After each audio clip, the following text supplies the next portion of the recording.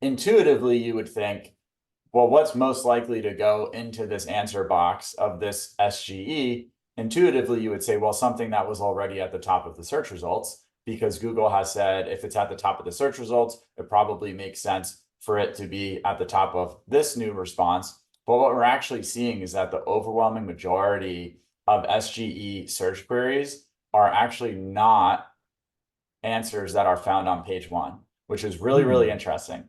And I think that is freaking a lot of people out.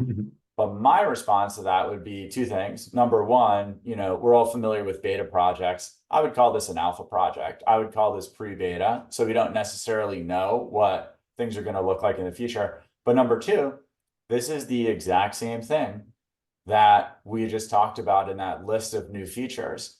Google My Business, all of a sudden, reviews were probably the number one reason for you to get shown at the top of the search results, which was that changed overnight. Rich snippets, all of a sudden, schema and the inclusion of tables and ordered lists allowed you to jump over the top 10 search results and get into position zero.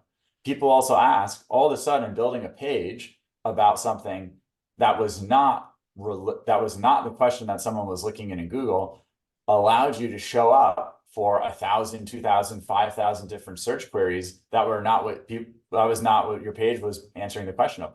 So there's been these disproportionate changes consistently for search engines, and this is just the latest version of that.